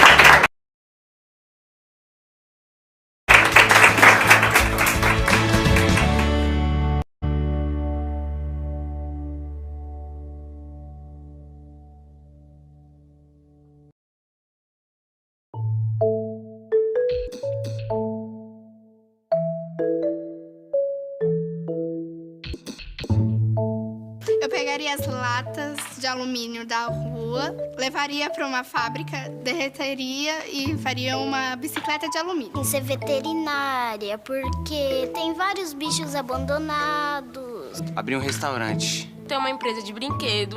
Fazer o carro com a energia do sol. Não gastar gasolina, álcool. Construir casas de madeira. Os pedaços que sobrarem vão ser de vassouras. Meu sonho quando crescer é ser professora. Como ela é de alumínio, ela seria vendida mais barato. As pessoas iam comprar mais para andar mais de bicicleta do que de carro. Recicla os velhos brinquedos pros novos. Queria fazer, assim, comidas sem agrotóxico. Porque eu gosto muito de ensinar as pessoas a fazer alguma coisa. Uma casa tinha uns aparelhos em cima, aí eles captavam o sol. Uma veterinária enorme, mas enorme, com bastante espaço. Mais ou menos assim, ó.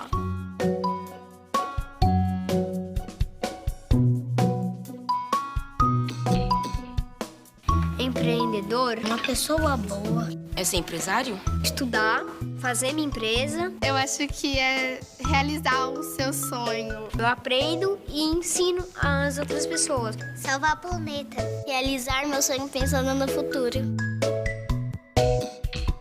Com um curso presencial composto por 45 horas para capacitação de professores do ensino fundamental, o curso Jovens Empreendedores Primeiros Passos do Sebrae mostra que empreender é muito mais do que fazer bons negócios. Empreender é uma atitude para ser levada por toda a vida. São 9 cursos específicos para alunos do ensino fundamental, que correspondem aos 9 anos de estudo. Procure o Sebrae e conheça o curso Jovens Empreendedores Primeiros Passos. Descubra que, com conhecimento, empreender fica mais divertido.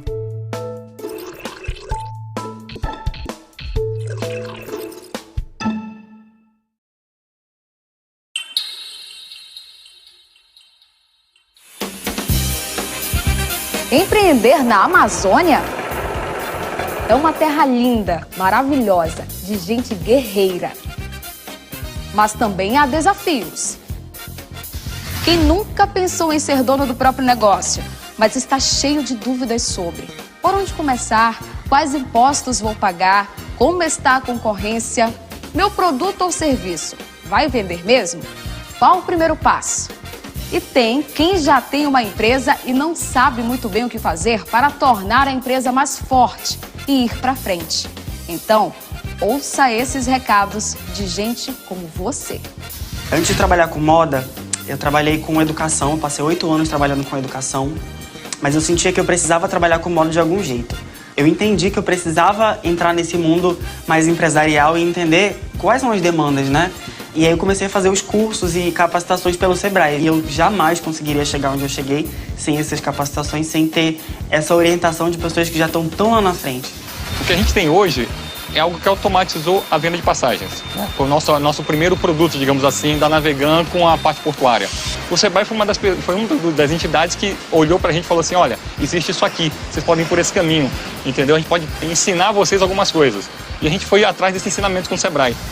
Calma, ainda tem mais, muito mais que o Sebrae tem a oferecer.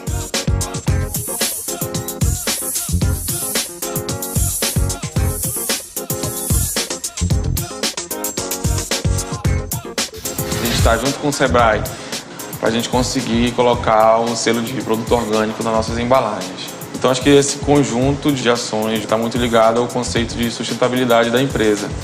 A gente tem sede por excelência, tanto na produção, no preparo de tudo, quanto no atendimento. E toda a equipe também foi influenciada pelas coisas aprendidas através do Sebrae. Então o Sebrae está aqui dentro, em cada ato, no processo de tudo. Eu tenho uma biojoia de raiz, porque eu sou do interior da Amazônia. Eu faço parceria com tribos indígenas, com os ribeirinhos, transformo isso num design inovador, numa peça que vai trazer toda a brasilidade e a sustentabilidade. Hoje, por exemplo, nós estamos participando do preparação para ISO, mas tudo isso, graças a Deus, é resultado com essa parceria com o Sebrae. Faça com amor, faça como se fosse para você, porque quando você faz pensando para você, é o melhor controle de qualidade que pode ter. Empreender significa uma mudança de vida, né? Quando você passa de funcionário a um empreendedor, sua visão muda totalmente. Sem essa mão que o Sebrae me deu, eu acho que eu não estaria mais no ramo da barbearia. Agora você já sabe que o Sebrae existe para ajudar quem pensa em ser dono do próprio negócio e para quem já é empresário e quer ver a empresa melhorar.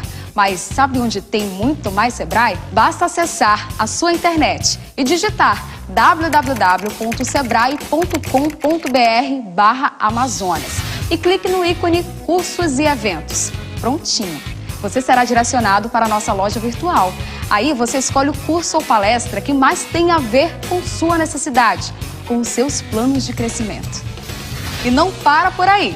Sabe onde tem mais Sebrae para você?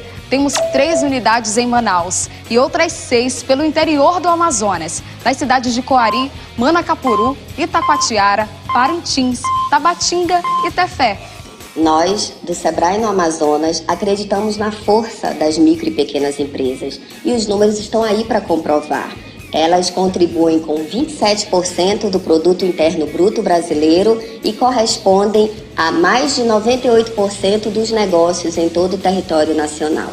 Temos buscado prioridades importantes para o desenvolvimento econômico e social do Estado, como a interiorização das ações do Sebrae, a contribuição da geração de emprego e renda nos municípios do interior do Estado, o incentivo à inovação tecnológica pelas micro e pequenas empresas e uma maior participação nas exportações, e certamente essas pessoas contarão sempre com a atuação qualificada de uma equipe técnica apaixonada pelo empreendedorismo, que são os funcionários do Sebrae, em prol do desenvolvimento da micro e pequena empresa.